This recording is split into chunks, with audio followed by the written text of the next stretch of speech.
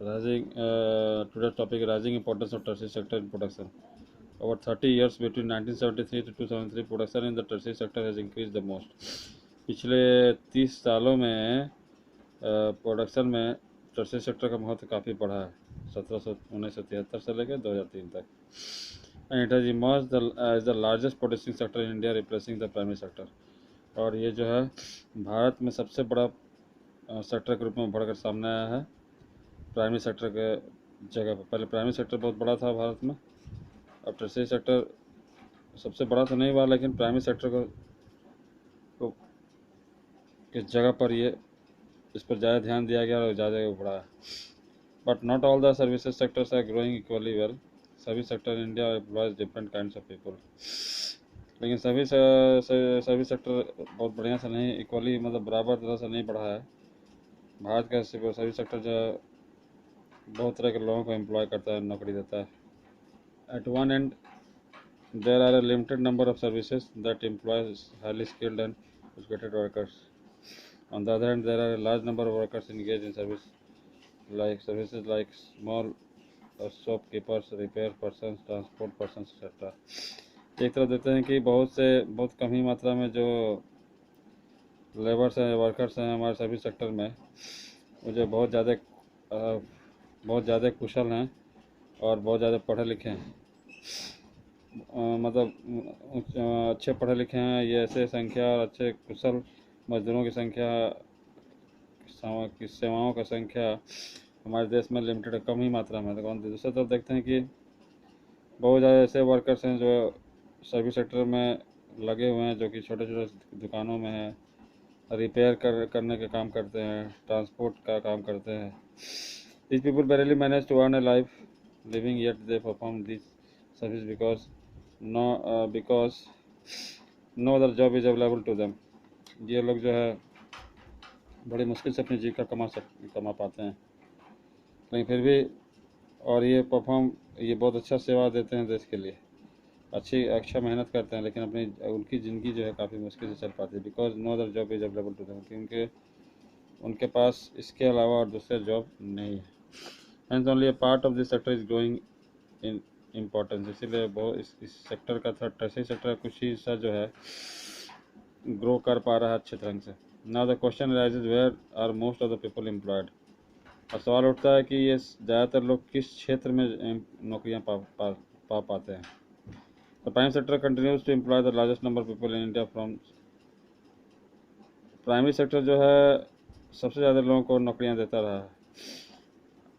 1973 से 2000 तक का यदि आंकड़ा देखें, because not enough jobs were created in the secondary, क्योंकि भारत में जैसे सेकेंडरी सेक्टर की बात करें जिसमें प्रोसेसिंग होती है, टर्शियरी सेक्टर की बातें करते हैं जो सर्विसेज सेक्टर है, इन दोनों से क्षेत्रों में ज़्यादा डेवलपमेंट, ज़्यादा विकास नहीं हो पाया. ज़्यादातर लोगों को नौकरियाँ नहीं मिल पाई सेकेंडरी सेक्टर में. स्वाभाविक है, लोग प्राइमरी सेक्टर की तरफ भी भागते हैं अपने काम पाने के लिए, अपने जीविका चलाने के लिए.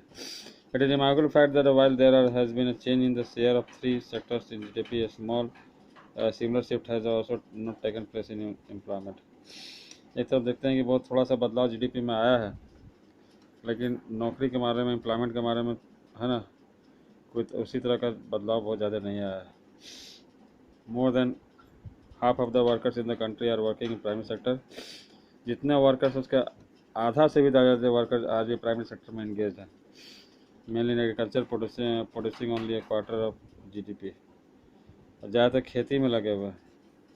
पूरा भारत के जीडीपी का 1/4 के करीब भी नहीं, करीब हैं कह सकते हैं. In contrast to this, secondary and tertiary sectors are producing 3/4 of the produce, whereas they employ less than half the people.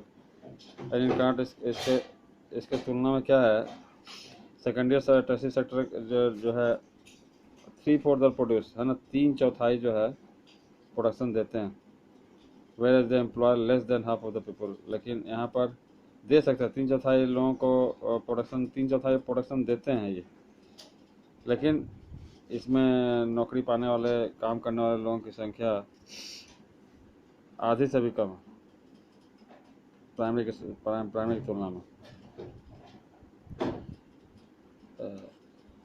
It means there are more people in agriculture than it is necessary. इसका मतलब यही है कि जितना जो खेती में जितना लोगों की ज़रूरत है उससे ज़्यादा लोग उसमें लगे हुए हैं।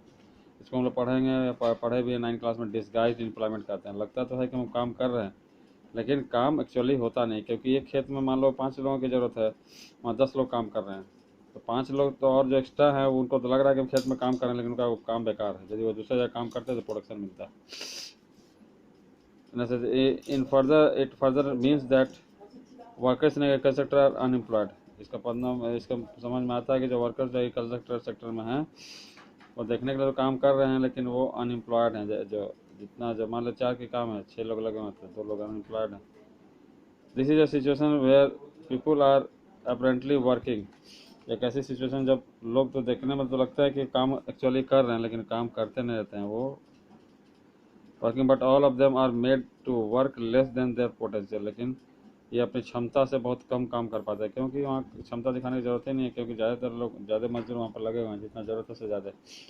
सो employment is this type of employment also called disguise unemployment. इस तरह के बेरोजगारी को डिस्गाइज अनएम्प्लॉयमेंट भी कहते हैं, है ना। If we remove a lot of people from agriculture sector and provide them with proper work elsewhere, agriculture production will not suffer. यदि अभी एग्रीकल्चर सेक्टर में से हम बहुत कुछ लोगों को निकाल कर उनको दूसरे कामों में लगा दें तो भी एग्रीकल्चर सेक्टर अभी जो है कुछ सफ़र नहीं करेगा, उसका एग्रीकल्चर सेक्टर में काम चलता रहे, क्योंकि वहाँ पर ज़रूरत ज़्यादा लोग वहाँ पर लगे हुए हैं। The incomes of the people who take up work other work would increase the total family income. और जो एक्स्ट्रा लोग जो हैं, यदि ये लोग यदि है ना कोई और काम करें, दूसरा काम, इससे क्या हुआ कि हमारा जो है इनकम जो है परिवार का और देश का बढ़ेगा। This unemployment can be seen in other sectors also. इस तरह का अनएम्प्लॉयमेंट जो है बेरोजगारी दूसरे क्षेत्रों में भी देखने को मिलती है।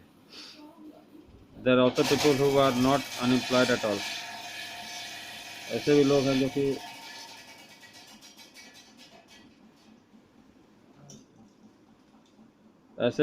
जो कि पूरा एकदम एम्प्लॉयड है ही नहीं, जब निकम है। This is known as open unemployment. इसको ओपन अनएम्प्लॉयमेंट भी कहते हैं।